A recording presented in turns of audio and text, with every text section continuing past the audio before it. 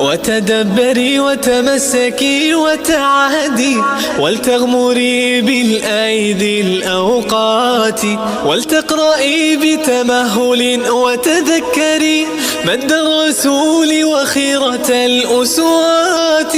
أو صحبتي كنتم معينا طيبا، كنتم بظني صفوة الصحبات، كنتم بظني صفوة الصحبات.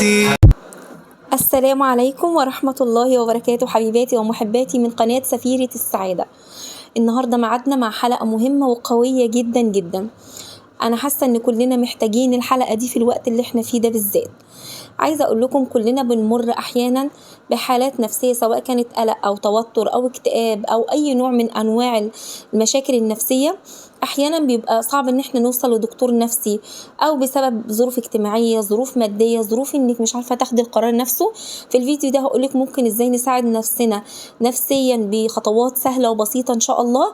هتبقى أقرب إنك كأنك روحت لدكتور نفسي بحاجات بسيطة. ساعدي نفسك، ودايما حطي كده في دماغك حاجتين: إن الله لا يغير ما بقوم حتى يغيروا ما بأنفسهم، وكمان حاجة: والذين جاهدوا فينا لنهدينهم سبلنا.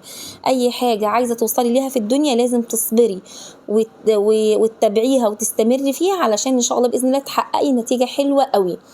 طبعا انا عارفه انك دلوقتي بتسمعيني وانت منهكه نفسيا من جواكي ومش قادره تاخدي اي قرار، وممكن يكون يكاد انك اصلا مش قادره تكملي الحلقه من كتر النفسيه اللي انت فيها. بس عايزه اقول لك تعالي بس على نفسك، يمكن الحلقه دي هديه ليكي كده من ربنا، يمكن حاجه رساله مبعوثه ليكي انك ان شاء الله هتقفي على رجليكي من تاني. اول حاجتين يا بنات عايزاكي تعمليهم وتكملي باقي الفيديو، الخطوات التانية العملية اللي هنعملها، وده برضو حاجة عملية جدا. حافظي على صلاتك، اوعي تسيبيها مهما كنت مكتئبة، مهما كنت مش قادرة تقفي على المصلى، مهما كنت مقيدة ومكبلة ومن كتر الهم مش قادرة تصلي.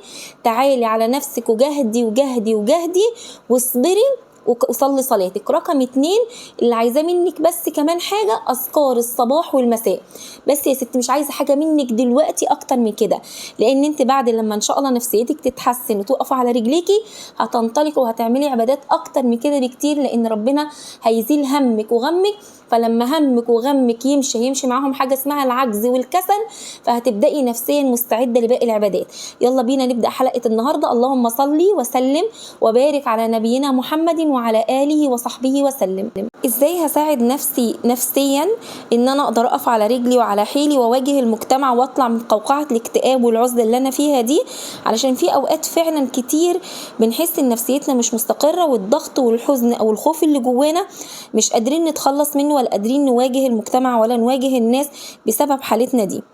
اول حاجة حبيبة قلبي، لازم تعترفي ان انت جواكي مشاعر سلبية، او ان انت تعرفي ان انت جواكي حاجة فعلا مش مظبوطة. يعني مثلا لما اقول انا متوترة او انا مضغوطة او انا فعلا عندي اكتئاب، لما بعترف في المشكلة نفسها ده بيهدي الجهاز العصبي اللي جواكي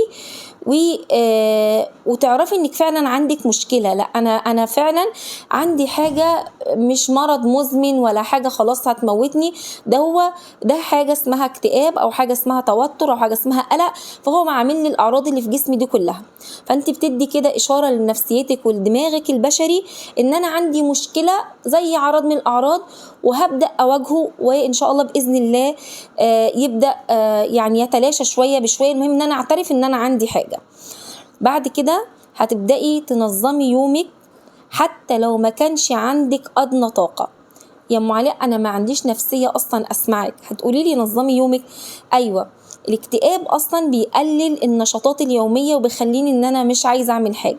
بس لما ابدأ يومي بحاجات بسيطة واقول انا بكرة هروق اوضتي، انا بكره هحني شعري، انا بكره هعمل حاجه بسيطه قوي بتحس تطلعني من الاكتئاب اللي انا فيه ده. وده اكتر حاجه من الحاجات السلوكيه اللي بتحسن النفسيه، اللي هي الانجاز، ولو انجاز بسيط. يعني هبدأ أول خطوة أشوف حاجات مضايقاني أنا كل يوم بأجلها وكل يوم ماليش نفس أعملها، أختار حاجة واحدة بس منها، مش لازم كل حاجة، حتى ولو كانت حاجة تافهة من وجهة نظرك. صدقيني أول لما تعمليها هتحسي بإنجاز، وهتبدأي تنتقلي للحاجة اللي بعدها اللي انت مأجلها، وثقتك هتبدأ تزيد وتبدأ معنوياتك ترتفع. إن أنا ده إيه ده أنا مش واقعة خالص، ده أنا أقدر أعمل حاجات وحاجات. لما يجيلك صوت من جواكي انا مش هقدر، انا فاشله، مفيش فايده، ده انا حاولت ان انا اعمل اللي ام عليا قالت لي عليه النهارده وما وقفتش على رجلي، لا، اقفي كده مع نفسك وقولي ده مش حقيقه، انا هحاول تاني، وانا مش عاجزه، انا اقدر اقوم، انا صليت النهارده، ده انا قلت الاذكار النهارده، ده انا رتبت سريري، ده انا مسحت الحمام ونضفته اللي بقاله فتره عايزه اعمله، ده انا النهارده سرحت شعري. عارفه حاجات بسيطه قوي هتبداي تدي كده تكدبي الاحساس اللي جواكي اللي هو بتاع انا فاشله، انا واقعه، انا محبطه، انا خلاص انتهيت، مش قادره اقف على رجلي تاني. برضو فكري دايما في فكرة التنفس يا بنات. التنفس اللي هو تاخدي نفس وتطلعيه ببطء ده، يعني لمدة 3 دقايق بس، اعمليها لمدة 3 دقايق بس في اليوم. التمارين دي بتهدي التوتر جدا، وهتفصلك شوية من ضغط الأفكار، وبتملى جسمك بالأكسجين جوه. الأكسجين ده بيريح النفسية وبيملى الخلايا كده في الدماغ، والدنيا بتتظبط معاكي شوية لو عملتيها كل يوم 3 دقايق مع التركيز في الصلاة والخشوع في الصلاة. حتى لو مش قادرة تعالي على نفسك، ده كله هيساعدك تخرجي من حالة الاكتئاب اللي انت فيها. تعالي بقى على خطوة مهمة قوي قوي. ايه رأيك في كتابة مشاعرك؟ عايزاكي كل يوم 5 دقايق بس في اليوم ل10 دقايق تقعدي تمسكي ورقة وقلم وتكتبي انت حاسة بايه النهاردة. الكتابة دي هتفرغ كل المشاعر اللي جوانا، بدل ما تقعدي تخزنيها جواكي، بتخليكي تلاحظي نمط افكارك بيتغير يوم عن يوم. بقيتي ايجابيه النهارده اكتر، ده انا بقيت منطلقه في الكتابه، ده انا بقيت اقدر اعبر عن نفسي. ودي نقطه مهمه جدا، ان انت تطلعي كل اللي جواكي حتى لو كلام، معلش سوري، عبط في هبل. يعني اي كلام ما تقدريش تقوليه لحد في البشر، لو سمعك هيقول انك مجنونه. اكتبيه عندك في الورقه ودونيه، بس ما تقعديش تقريه تاني. يعني انا انصحك انك ما تقعديش بقى ترددي في الكلام ده وترجعي كل شويه للمذكره وتقري الكلام ده، لا، انا بكتب كل اللي انا حاسه بيه، بفرغ الطاقه اللي جوايا المشحونه، اللي انا قاعده اقول للناس واللي رحت لدكاتره الدنيا ما حدش فاهمني، انا هكتبه في الورق. بقت كده الورقه صديقتي، كل يوم بقعد اكتب فيها كل اللي انا عايزاه. هتلاحظي النتيجه بقت مبهره بصراحه بعد الخطوه دي. بصي بقى، في حاجة كده أنا مش هسيبها لك كل حلقة هتلاقيني بتكلم عليها، بتكلم على موضوع ديني، على موضوع تربوي، على موضوع اجتماعي، هتلاقيني بجيب لك سيرة السوشيال ميديا.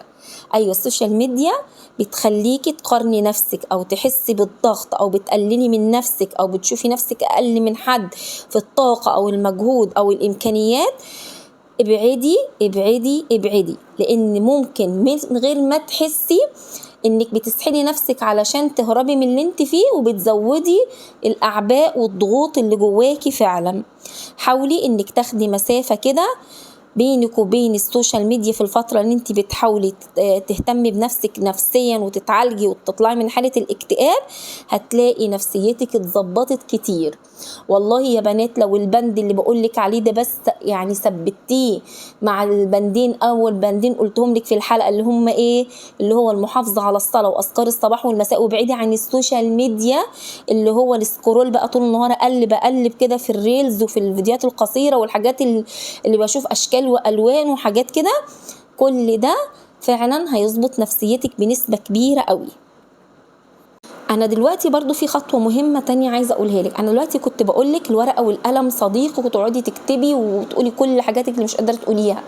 طب نفرض ان انا يا ام علي عايزة بشر زي حد زي كده، واحدة تسمعني او حد يسمعني عادي، ابداي احكي لحد ترتاحي له. الحد ده لا، حتى مش لازم يكون طبيب، ممكن الدعم الاجتماعي فعلا عامل مهم جدا جدا، بيخفف القلق والاكتئاب والتوتر. هو مش هيكون حل جذري، بس ممكن يخفف كتير قوي من حالتك بنسبة 50%. بشرط انك تلاقي حد يتقي الله فيكي وهو بيسمعك فعلا، وهيديكي حلول كويسة وهيسمعك فعلا من غير ما تحس انك تقيلة عليه. انا برضو عايزة اقولك ما تحسيش نفسك انك ضعيفة او انك عندك خلل او انك غير البشرية.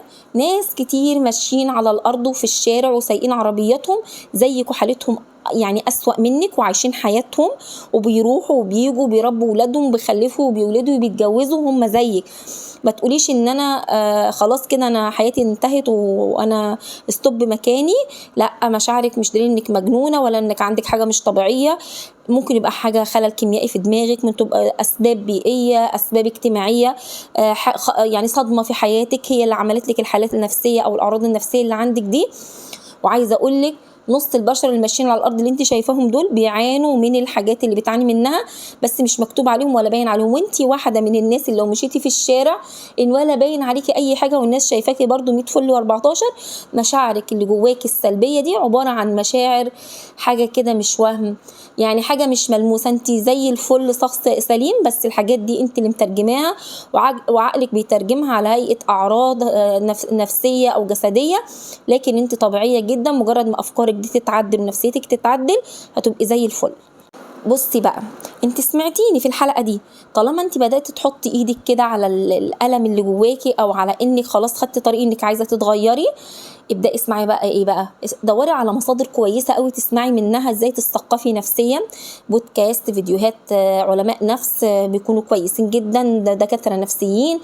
بس ما تدخليش بقى في المصادر اللي بتبقى غلط ومشبوهه والحاجات بتاعت الترندات. لا، خليكي حاجه كده كويس، حد موثوق تسمعي منه وتبدأي تعالجي نفسك عن طريق السماع. الحاجات دي هتجيب نتيجه كويسه جدا جدا جدا.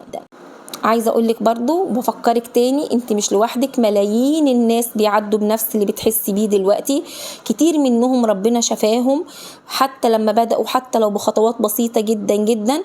واهم خطوه بركز تاني، الصلاه واذكار الصباح والمساء اهم عاملين هيخرجوكي من الاكتئاب ومن القلق النفسي ومن اي اعراض نفسيه. اختك اللي بتكلمك في الفيديو دي في يوم من الايام مريت بالحاجات دي، وبفضل الله بفضل الله بالقرب من ربنا اكتر واكتر، الدعاء، الاستغفار، قيام الليل، سورة البقرة، كل الامور دي اقوى عوامل انك تخرجك من اي حالة نفسية مهما كانت، مع شوية العوامل التانية اللي عدتها لك في الفيديو. ازاي تعبري عن مشاعرك وتحكي لحد وتكتبي مشاعرك وتسمعي حاجات مهمة تفيدك، كل الحاجات دي ان شاء الله باذن الله هتساعدك انك تتعافي. واخر حاجة هقولك على دعاء عايزاكي تلزميه دايما في السجود. لما اي واحدة حبيبتي بتقولي على اي حاجة او اي استشارة نفسية او اي مشكلة، بقول لها دايما ادعي اللهم اني اسألك العفو والعافية، اللهم اني اسألك العفو والعافية. العافية حبيبة قلبي بتكون عافية من الامراض الجسدية والامراض القلبية والامراض النفسية، واي حاجة ربنا يعفو عنك ان شاء الله باذن الله. ودايما التزمي الدعاء ده زي ما قلت لك في كل سجودك، والتزمي بيه ما بين الاذان والاقامة، ودومي على التسبيح التسبيح التسبيح والاستغفار والصلاة على النبي، حتى لو انت بتقولي مش بقلب حاضر او ذهن حاضر، ولكن مع الوقت هتلاقي نفسيتك بتتحسن وربنا لمسلك وبعتلك طريق الشفاء فعلا. لغاية هنا حبيباتي ومحباتي من قناة سفيرة السعادة مع أم علياء انتهت حلقة النهاردة، وإن شاء الله أوعدكم بحلقة جاية قريبة إن شاء الله. دمتم في أمان الله، سبحانك اللهم وبحمدك، نشهد أن لا إله إلا أنت، نستغفرك ونتوب إليك، والسلام عليكم.